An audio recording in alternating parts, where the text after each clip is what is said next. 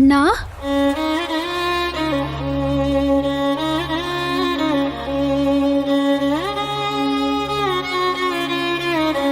ಬಂದಿ ಅಮ್ಮ. ನಾನೇ ಕೆಳಗ್ ಬರೋಣ ಅನ್ಕೊಂಡೆ, ಆದ್ರೆ ಚಾಣಕ್ಯ ಏನ್ ಅನ್ಕೊಂತಾನ ಅಂತ ಬರಲಿ. ಯಾಕಣ್ಣ ಬೇಜಾರಲ್ಲಿದ್ಯಾ? ಬೇಜಾರ? ಏನ್ ಬೇಜಾರಮ್ಮ? ನಾನು ಸಂತೋಷವಾಗೇ ಇದ್ದೀನಿ. ಸಂತೋಷ ಎಲ್ಲಿದೆ ಅಣ್ಣ?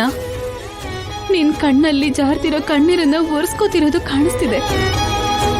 ನಿನ್ ಮುಖದಲ್ಲಿ ಕಳೆ ಇಲ್ಲ, ನಿನ್ ನಗೋಲಿ ಜೀವ ಇಲ್ಲ. ಹಾಗೇನಿಲ್ಲಮ್ಮ, ಕಣ್ಣಲ್ಲೇನೋ ಧೂಳು ಬಿತ್ತು ಅಂತ ಒರೆಸ್ಕೊಂಡೆ ಅಷ್ಟೇ. ಸುಳ್ಳು ಹೇಳ್ಬೇಡ ಅಣ್ಣ. ನಮ್ ಮದ್ವೆ ಬಗ್ಗೆನೇ ಬೇಜಾರ್ ಮಾಡ್ಕೋತಿದ್ಯಾ ಅಲ್ವಾ? ಯಾಕಮ್ಮ, ಏನಾಯ್ತೀಗ? ನಡಿಬೇಕಾಗಿರೋ ರೀತಿಯಲ್ಲಿ ನಡೆದಿಲ್ಲ ಅನ್ನೋ ಕೊರತೆ ಬಿಟ್ರೆ ಚಾಣಕ್ಯನ್ಗೇನ್ ಕಮ್ಮಿ?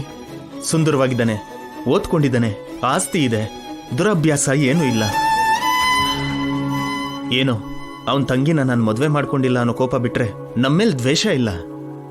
ನಿನ್ನ ತುಂಬಾ ಚೆನ್ನಾಗಿ ನೋಡ್ಕೊಂತಾನಮ್ಮ. ಅದ್ರ ಬಗ್ಗೆ ಬಿಟ್ಬಿಡು, ನಿನ್ ಬಗ್ಗೆ ಹೇಳು. ನೀನ್ ಯಾಕೆ ಶಶಿನ ಮದ್ವೆ ಮಾಡ್ಕೊಂಡಿಲ್ಲ? ನನ್ ಕತ್ತಿಗೆ ತಾಳಿ ಬಿದ್ದಾಗಿಂದ ನಿನ್ ಕಣ್ಣಲ್ಲಿ ಆ ಕಣ್ಣೀರ್ ಯಾಕೆ? ಯಾವ್ದಕ್ ಭಯ ಪಡ್ತಿದ್ಯಾ ಅಣ್ಣ? ಯಾಕ್ ನಮ್ ಹತ್ರ ಹೋಮ ಮಾಡಿಸ್ದೆ?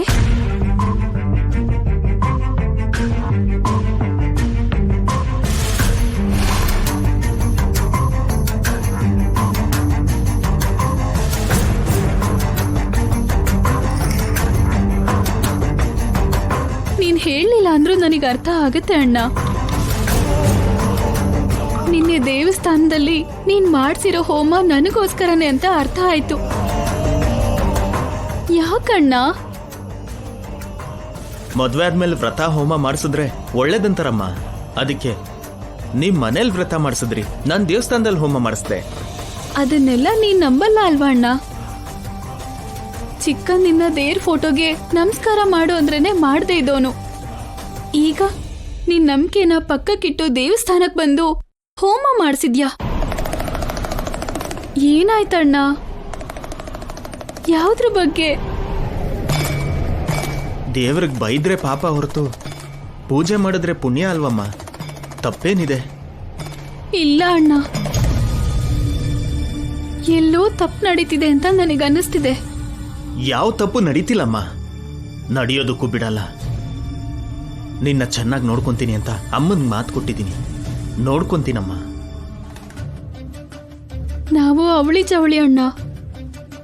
ಇವಾಗ ನಮ್ಮಪ್ಪ ಅಮ್ಮ ಇಲ್ಲ, ನನ್ನನ್ನ ನೀನೇ ನೋಡ್ಕೋಬೇಕು.